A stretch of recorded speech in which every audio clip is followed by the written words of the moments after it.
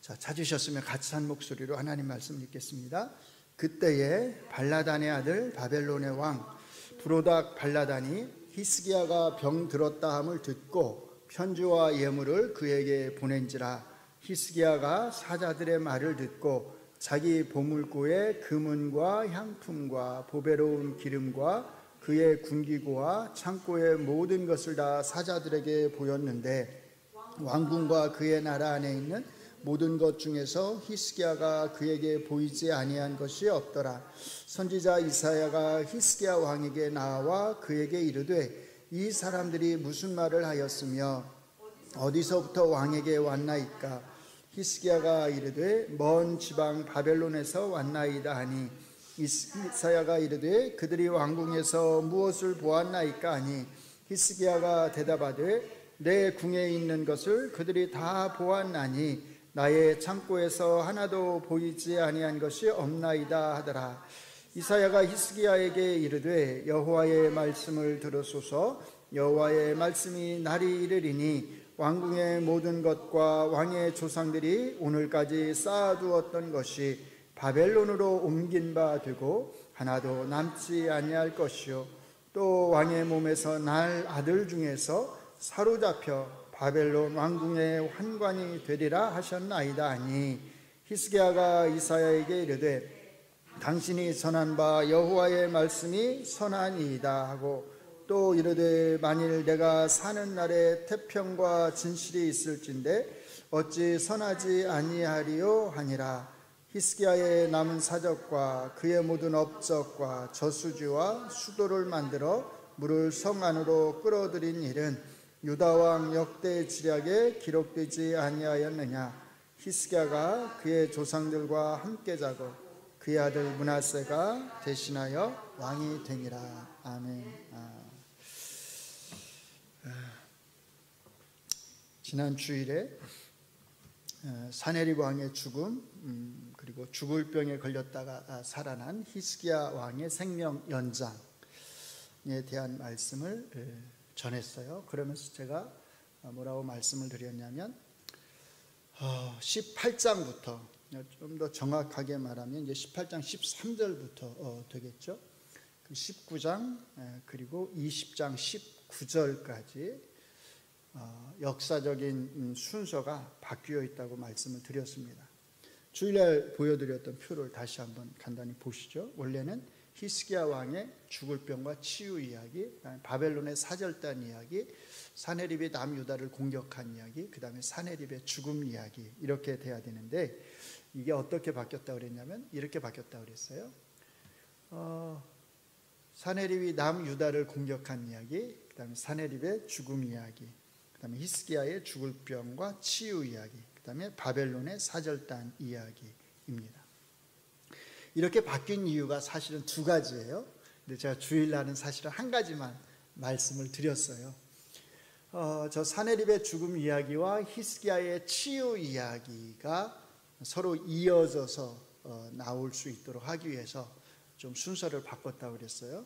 그리고 저렇게 바꿈으로써 하나님을 모욕한 사네립의 죽음은 자연적인 죽음이라기보다는 하나님의 심판에 의한 사실은 이제 죽음이었다라고 하는 것이고, 반대로 약속인 히스기야의 저 죽을 병의 저 치유는 사실 자연스럽게 죽어야 될 생명이었는데 하나님께서 놀랍게 크게 은혜를 베푸셔서, 사실 제가 다루진 않았지만 하나님이 이사야 선지자를 통해서 뭐라고 말씀하시면 내가 너를 살리겠다 이렇게 사실 말씀을 하시거든요.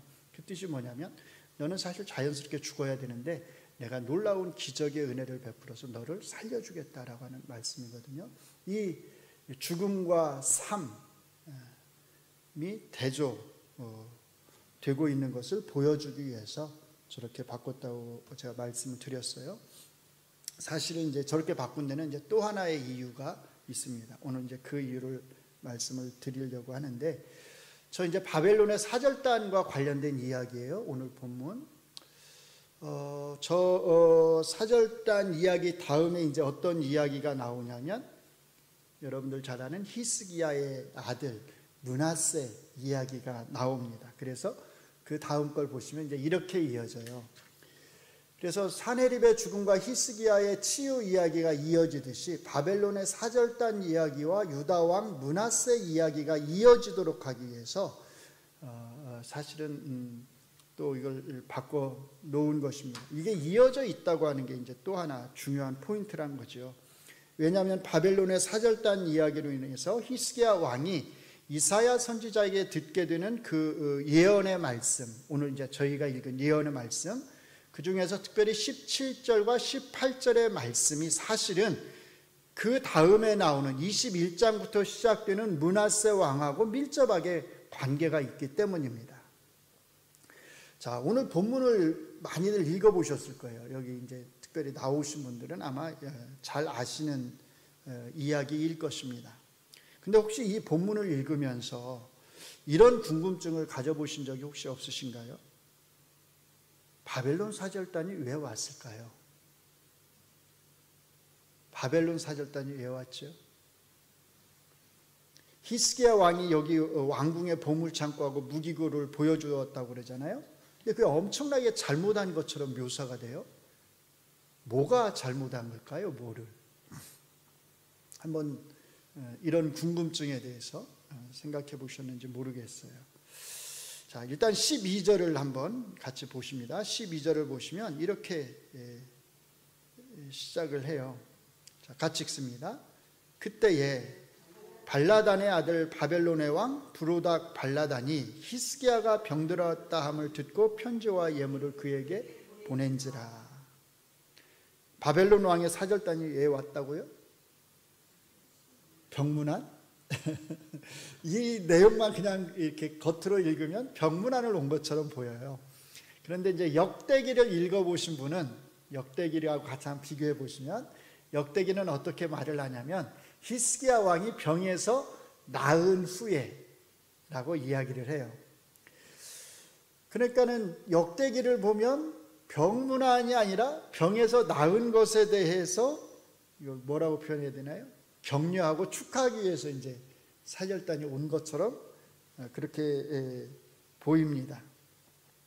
자, 그러면 바벨론의 사절단은 왜 왔을까요? 히스기야 왕이 병에서 나은 것을 알고서 그것을 축하하고 격려하기 위해서 왔을까요? 한번 잘 생각해 보세요. 어느 나라의 왕이 죽을 병에 걸렸다가 살아났어요.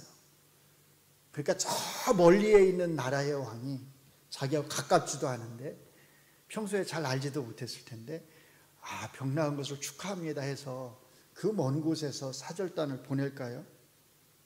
축하 선물을 보낼까요? 바벨론이 어디 있는지 아시죠? 제가 몇 번 지도를 보여드렸잖아요. 저 북쪽 저 끝에 아수르를 지나서, 그렇죠? 아브라함의 아버지 데라가 자기 자식들을 데리고 떠났던 곳, 바벨 성을 세우고 바벨탑을 세우려고 했던 곳, 이제 그게 바벨론 땅이잖아요. 근데 거기서부터 엄청나게 먼 거리인데 사절단을 보냈다고 합니다. 당시에 바벨론은 아수르 제국의 지배 아래에 있었어요. 그러니까 이제 그 말은 바벨론도 이제 그렇게 큰 나라가 아니었다는 거예요. 나중에 이제 제국으로 커가지만 오늘 본문에 나오는 이제 바벨론의 왕 브로닥 발라단은 이 아수르 제국의 지배 아래에 있으면서 어떻게 해서든지 이 아수르 제국과 맞서서 이 제국의 지배에서 벗어나기를 추구했던 왕입니다. 그러다가 잘못해서 이제 왕의 자리에서 한번 쫓겨난 적이 있어요. 그리고 이제 몇 년 후에 다시 이 바벨론 왕의 자리에 앉게 됩니다. 그런데 바로 이 브로닥 발라단 왕이 히스기야에게 사절단을 보낸 거예요. 근데 그 사절단을 보냈는데 사절단들이 가져온 게 두 가지예요. 뭐하고 뭘 가져왔죠? 잘 보시면 편지와 예물을 가져왔다 그래요. 여기서 뭐가 중요하겠어요? 편지가 중요하겠죠. 오늘날로 말하면 친서를 가져온 거예요. 그렇죠? 대통령의 친서를 가져온 거죠. 자, 이 편지에는 어떤 내용이 있었을까요? 당신이 죽을 병에 걸렸다가 살아났다고 내가 이야기를 들었는데 참 잘 되었습니다. 축하합니다. 이런 이야기만 있었을까요? 당연히 그런 이야기가 있었겠지만 그보다 더 중요한 이야기가 아마 그 친서 안에 들어 있었을 거예요. 제가 방금 뭐라고 말씀을 드렸냐면 이 바벨론 왕 브로닥 발라단은 아수르 왕에게 반역했다가 왕의 자리에서 쫓겨난 적이 있다고 그랬잖아요. 그러니까 이 브로닥 발라단은 어떻게 해서든지 아수르에 저항할 방법을 찾고 있었던 거죠. 브로닥 발라단이 그렇게 멀리서 자기의 사절단을 보낸 이유가 사실은 여기에 있다는 거죠. 그는 단순히 위로 편지를 보내고 병에서 나은 것에 대해서 격려하기 위해서 예물을 보낸 게 아니었다는 겁니다. 브로닥 발라단이 보낸 사절단에게는 또 다른 궁극적인 목적이 사실은 하나가 더 있었다는 거예요. 그게 뭐겠어요? 자기 자신이 아수르에 맞서서 저항하는데 누구도요? 남유다도 함께 힘을 모아서 맞서서 저항했으면 좋겠다는 겁니다. 쉽게 말하면 동맹 편지를 보낸 거죠. 우리와 동맹을 맺자. 그래서 이 아수르 제국에 함께 맞서자라는 겁니다. 힘을 합쳐서 아수르에 맞서서 싸우자는 거죠. 자, 이렇게 맞서서 싸우는 게 싸우는 데 있어서 제일 중요한 게 뭐겠어요? 군사력이죠. 아마 이런 동맹 요청에 히스기야 왕은 긍정적으로 대답을 했던 것 같아요. 그걸 어떻게 할 수 있냐면 13절을 보시면 이렇게 말해요. 히스기야가 사자들, 이 브로닥 발라단이 보낸 사자들의 말을 듣고 자기 보물고의 금은과 향품과 보배로운 기름과 그의 군기고와 창고의 모든 것을 다 사자들에게 보였는데 왕궁과 그의 나라 안에 있는 모든 것 중에서 히스기야가 그에게 보이지 아니한 것이 없더라. 자, 만약에 히스기야 왕이 이 동맹의 제안을 거절했다면 그가 굳이 자기 나라의 보물창고와 무기고에 있는 무기들을 다 보여줄 필요가 없었을 겁니다. 그런데 그가 이 동맹 제안에 긍정적으로 답을 했기 때문에 자기 나라에 어느 정도의 무기가 있는지, 군사력이 어느 정도 되는지를 사실은 보여준 거죠. 이것이 왜 문제가 될까요? 사절단이 왔다는 소식을 듣고서 누가 오지요? 이사야 선지자가 히스기야 왕을 일부러 찾아옵니다. 그건 뭘 뜻하겠어요? 이 이사야 선지자는 어떤 나라에서 사절단이 왔다는 이야기를 듣고서 이미 알아차렸던 거예요. 이 사절단이 왜 왔는지. 그 이유를 이미 짐작을 했다는 뜻입니다. 그래서 히스기야 왕에게 와가지고 묻는 거죠. 이 사람들이 무슨 말을 했습니까? 어디서부터 온 사람들입니까? 저 멀리 바벨론에서 왔습니다. 그들이 왕궁에서 무엇을 보았나요? 내 궁에 있는 것을 다 보았습니다. 내 창고에 있는 것들을 그들이 다 보았습니다. 이 말을 듣고서 이사야 선지자가 이렇게 말합니다. 17절 말씀이에요. 여호와의 말씀이 날이 이르리니 왕궁의 모든 것과 왕의 조상들이 오늘까지 쌓아두었던 것이 바벨론으로 옮긴 바 되고 하나도 남지 아니할 것이요 또 왕의 몸에서 날 아들 중에서 사로잡혀 바벨론 왕궁의 환관이 되리라 하셨나이다. 이게 무슨 뜻인지는 잘 아실 거예요. 앞으로 남유다가 바벨론에 의해서 멸망하게 되리라는 말씀이잖아요. 무엇이 잘못된 거지요? 이사야 선지자는 지금 무슨 말을 하고 있는 것일까요? 남유다가 바벨론에게 멸망하게 되는 책임이 히스기야 왕에게 있다고 책망을 하는 걸까요?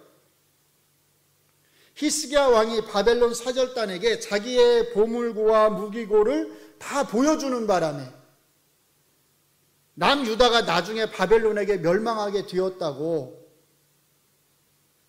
지금 책망을 하는 걸까요? 한번 바꿔서 생각을 해보세요. 만약에 히스기야 왕이 이 바벨론 사절단들에게 자기의 그 보물 창고와 무기고를 보여주지 않았으면 그러면 남유다는 멸망하지 않았을까요? 어떻게 생각하세요?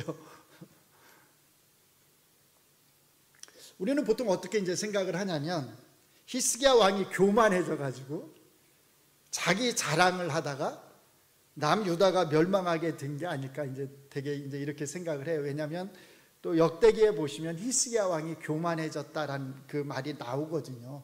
근데 이제 주의하셔야 될 게 그 역대기에서 교만해졌다고 말하는 것하고 오늘 본문의 이 내용하고는 사실 아무 상관이 없다는 겁니다. 오늘 말씀은 히스기야 왕이 교만해져 가지고 자기 보물 창고를 자랑하고 자기 무기고를 자랑한 것을 문제 삼으려고 하는 게 아니에요.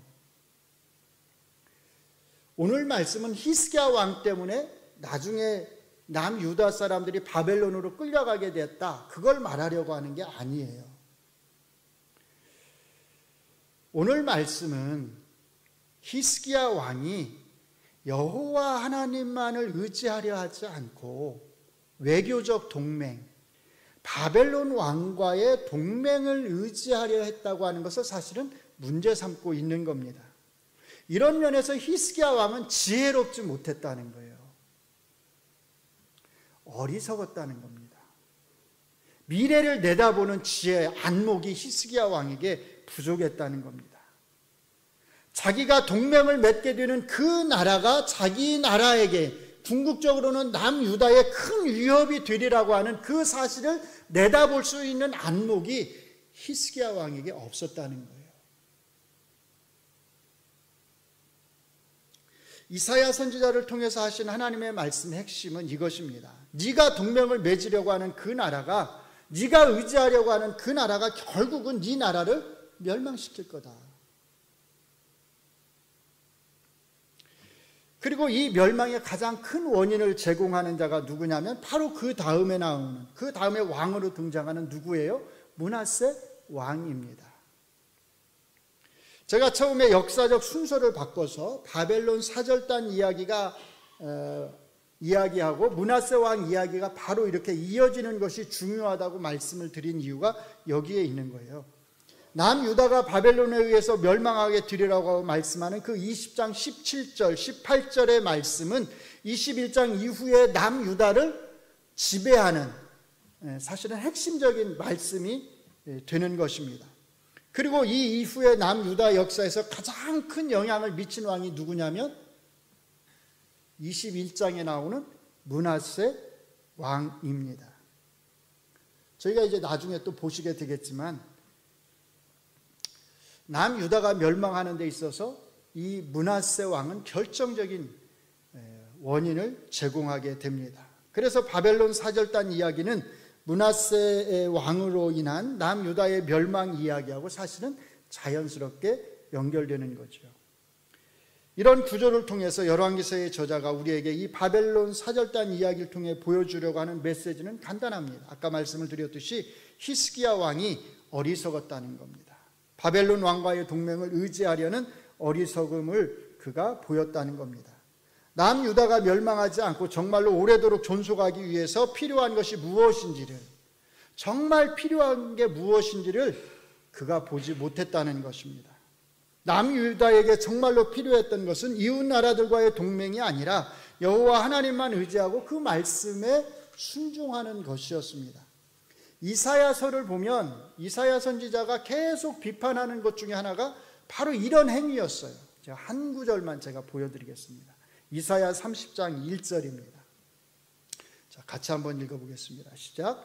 여호와께서 이르시되 패역한 자식들은 화 있을진저 그들이 계교를 베푸나 나로 말미암지 않으며 맹약을 맺으나 나의 영으로 말미암지 아니하고 주의 죄를 더하도다.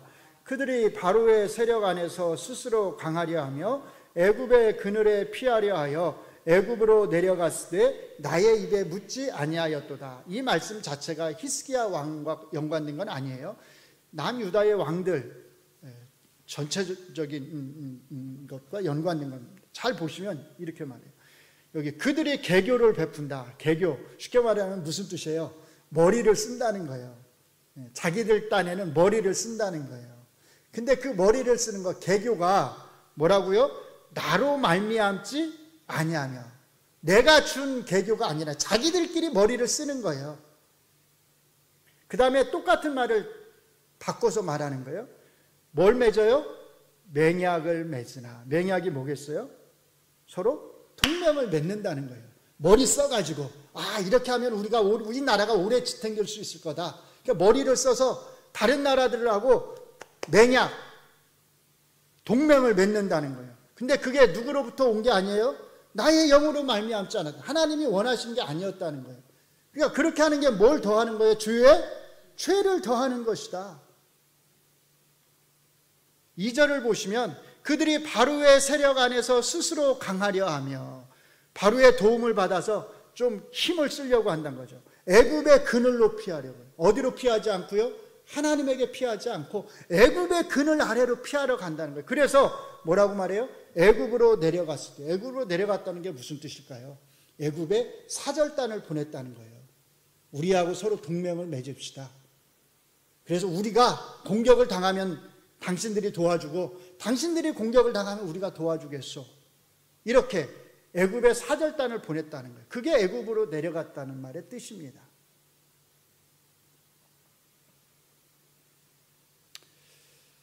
그러니까 이 이사야 선지자의 비판의 핵심은 간단한 거예요. 애굽을 의지하고 애굽과의 동맹을 의지하려고 하는 것에 대해서 비판을 하는 겁니다. 그러니까 이사야 선지자는 철저하게 이웃 나라들하고 동맹을 맺는 것에 반대를 했어요. 그것은 하나님의 뜻이 아니라고. 하나님이 지켜줄 텐데 왜 자꾸 이웃 나라를 의지하려고 하느냐고. 히스기야 왕의 어리석음, 잘못 역시 다르지 않습니다. 오늘 본문이 사실 그것을 우리에게 보여주는 겁니다. 정리를 하면 오늘 본문 말씀에 나오는 바벨론 사절단의 목적은 남유다 왕 히스기야에게 동맹을 제안하기 위해서 사실은 온 것입니다. 그리고 이 동맹에 대해서 히스기야 왕은 긍정적으로 반응을 해서 자기의 보물창고와 모든 무기고의 무기들을 다 보여준 것입니다. 이 배경을 알아야 이제 오늘 본문을 우리가 잘 이해할 수 있는 거죠. 이것에 대해서 이사야 선지자는 히스기야 왕의 어리석음을 책망하고 그가 동맹하려고 하는 바로 그 나라가 결국은 남유다를 멸망시키리라고 하는 바로 그 사실을 알려준 것입니다. 이것은 히스기야 왕의 이 행위 때문에 남유다가 멸망하게 되었다 그렇게 말하는 게 아니에요. 히스기야 왕이 사절단들에게 이것을 보여주지 않았다 하더라도 남유다는 사실은 멸망을 했을 것입니다. 남유다의 멸망에 대한 책임은 누구보다도 그 다음에 이어지는 므낫세 왕에게 있습니다.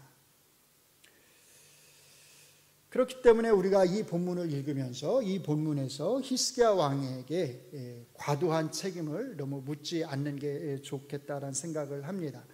오늘 본문이 우리에게 말하려고 하는 것은 정리하면 히스기야 왕이 다윗 왕과 같이 하나님을 철저히 경외하고 또 섬기는 왕이었지만 그럼에도 불구하고 그에게도 역시 부족한 부분이 있었다는 거죠. 어리석은 부분이 있었다는 겁니다. 하나님을 의지하면서 또 외교적으로 바벨론과의 동맹을 의지하고자 하는 그런 잘못된 마음이 있었다는 겁니다. 왕으로서 지도자로서 남유다의 미래를 위해서 정말로 자기가 해야 될 일이 무엇인지 오직 하나님만 의지하고 말씀만 의지하는 일, 백성들에게 하나님만 의지하도록 가르치는 그 일, 미래를 내다보는 안목이 그에게 부족했다는 겁니다. 자, 이 말씀을 오늘날 우리에게 어떻게 적용할 수 있을까요? 개인적인 적용은 여러분들 각자가 한번 해보시기 바랍니다.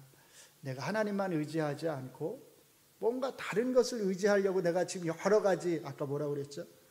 개교들을 지금 부리고 있는 건 없는가? 잔머리를 쓰고 있는 건 없는가? 이렇게 한번 각자 잘 적용을 해보시기 바랍니다. 저는 이제 우리 교회와 관련해서 한번 적용을 해보겠습니다. 많은 분들이 오늘날 한국교회가 위기라고 말해요. 젊은이들이 교회를 떠나고 있고 문을 닫는 교회들이 늘어가고 있고 교인 수가 점점 줄어들고 있고 한국교회가 위기라고 합니다. 위기일 수 있다고 생각을 합니다. 또 그런 위기의식을 우리가 가져야 한다고 생각을 합니다. 한국교회뿐만이 아니죠. 저희 교회도 사실 마찬가지입니다. 한국교회의 그런 위기의 모습이 저희 교회에도 어떻게 보면 그대로 드러나고 있습니다. 중요한 건 이거죠. 그러면 우리가 어떻게 해야 하느냐? 사실은 이게 이제 중요한 거겠죠. 어떻게 해야 우리가 이 위기에서 벗어날 수 있느냐? 사실 이게 중요한 것입니다. 어떻게 해야 우리가 이 위기에서 벗어날 수 있을까요? 우리 장로님들, 또 우리 권사님들, 우리 집사님들은 우리가 어떻게 해야 이 위기에서 벗어날 수 있다고 생각을 하시나요? 우리가 미래를 위해서 준비해야 할 것이 무엇일까요? 여기에 정답이 있을까요? 저는 정답이 있다고 생각을 합니다. 다른 게 뭐가 정답이겠어요? 하나님만 의지하는 거죠. 하나님의 말씀의 능력을 믿는 것입니다. 하나님의 말씀이 오늘도 살아서 이 교회를 세울 수 있다고 하는 믿음을 우리가 갖는 겁니다. 이런 때일수록 그래서 우리가 이 위기에서 벗어나기 위해서 하나님 말씀을 더 의지하고 하나님 말씀을 가르치고 배우는 일에 우리가 더 집중해야 합니다. 모든 성도들이 하나님의 말씀의 능력을 믿고 하나님의 말씀을 배우고 익히고 또 그대로 행하는데 힘써야 합니다. 어떤 분들은 이렇게 생각하실 수 있어요. 그것만 해가지고 진짜 될까요? 그것만 해가지고 정말로 우리가 이 위기에서 벗어날 수 있을까요? 살아남을 수 있을까요? 청년들에게 맞는 다양한 프로그램이 필요하지 않을까요? 사람들의 관심을 끌 수 있는, 그들의 필요를 채워줄 수 있는 다양한 프로그램과 행사가 필요하지 않을까요? 다들 이구동성으로 이렇게 말합니다. 교회가 하나님 말씀을 가르치고 배우는 것은 당연합니다. 그것은 기본이죠. 그런데 그것만 가지고 교회가 성장할 수 있겠어요? 남유다의 신하들이 히스기야 왕에게 이렇게 말한다고 한번 생각을 해보세요. 왕이요, 하나님을 의지하는 것은 기본입니다. 그러나 그것만 가지고 될까요? 우리가 할 수 있는 노력을 좀 최대한으로 해야 되지 않을까요? 그래서 다른 나라들하고 동맹도 좀 맺어야 되지 않을까요? 여기서 가만히 하나님만 의지한다고 우리가 이 위기에서 벗어날 수 있을까요? 정말로 그럴듯하지 않나요? 맞는 말 같지 않은가요? 우리가 해야 할 다른 일들, 다른 나라들과의 동맹을 맺는 것도 필요하지 않을까요? 이게 오늘날 교회 공동체들에서 들려오는 목소리가 아닌가요? 하나님을 의지하는 것은 기본이지만 그 기본만 가지고 될까요? 말씀을 가르치고 배우는 것은 기본이지만 그것만 갖고 될까요? 어떻게 생각하세요? 그것만 가지고 정말 될까요? 그것만 가지고 드리라고 하는 확신이 우리 안에 있을까요? 문제는 이런 확신 자체가 사실 우리에게 별로 없다는 겁니다. 저는 우리 교회 공동체의 성도님들이 이런 확신을 갖기를 바랍니다. 교회는 오직 하나님 말씀으로 세워져야 합니다. 사람들이 잘 귀를 기울이지 않아도 교회가 살 수 있는 길, 위기에서 벗어날 수 있는 길은 하나님의 말씀을 교회가 바르게 선포하고 가르치고 배우는 길밖에 없습니다. 위기일수록 사실은 기본으로 돌아가는 게 중요합니다. 모든 성도님들은 이 목적을 위해서 함께 노력해야 합니다. 교회 공동체 안에서 아니 그것만 가지고 되겠어? 라고 말하시는 분들이 점점 많아지면 그것만 가지고 안 됩니다. 당연히 안 되죠. 왜 안 될까요? 하나님의 말씀에 무슨 문제가 있는 걸까요? 하나님의 말씀에 능력이 없어서 그것만 가지고 안 된 걸까요? 왜 안 되냐면 그렇게 말하는 입들이 많아서 안 되는 겁니다.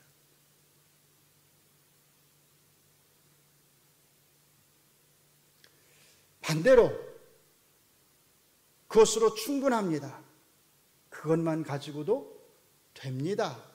라고 말하는 입들이 많으면 이 교회는 하나님 말씀만으로도 충분히 세워질 수 있습니다. 그렇게 되도록 한 사람 한 사람이 하나님 말씀을 배우고 또 익히는 일에 힘써야 합니다. 말만 할 것이 아니라 그 하나님의 말씀의 능력을 진짜 믿는다면, 그것을 진짜 믿는다면 우리가 이 교회 분위기를 하나님 말씀만을 의지하는 분위기로 바꿔야 되고, 그 말씀을 배우고 익히는 분위기로 바꿔야 되고, 우리가 그 말씀을 의지해서 이 교회를 일으킬 수 있다는 그런 확신 있는 분위기로 우리가 바꿔야 합니다. 그렇게 생각하지 않는 성도들이 있다면 그렇게 생각할 수 있도록 또 격려해야 합니다. 그리고 또 하나, 늘 그렇게 될 수 있도록, 이 교회가 그렇게 될 수 있도록, 이 교회가 하나님 말씀으로 세워지고 성장하는 교회가 되도록 정말로 간절히 우리가 기도해야 합니다. 이렇게 우리 교회의 모든 성도님들의 마음이 하나로 모아질 때, 그때 이제 우리 교회는 하나님 말씀으로 세워지고 성장할 것입니다. 이 하나님의 교회가 나아가야 할 바른 길이 무엇인지, 그리고 이 교회가 이 땅에서 살아남을 수 있는 유일한 길이 무엇인지를 볼 수 있는 지혜, 그것을 내다볼 수 있는 안목, 그 안목이 우리에게 있기를 바랍니다. 기도하겠습니다. 하나님, 위기일수록, 어렵고 힘들수록 우리가 엉뚱한 개교를 부리지 않게 하여 주시옵소서. 엉뚱한 것들을 의지하지 않게 하여 주시옵소서. 어렵고 힘들수록, 우리가 진짜 큰 위기라고 느낄수록 정말로 기본에 충실하며 오직 하나님만 의지할 수 있도록, 하나님의 말씀이 진짜 살았고 능력이 있다고 하는 것을 믿고 의지할 수 있도록 하나님께서 도와주시옵소서. 우리의 입술을 통해서 그것만 가지고 되겠어가 아니라 그것만으로 충분하다고 하는 믿음의 고백을 할 수 있도록 하나님이 도와주시옵소서. 예수님 이름으로 기도합니다. 아멘.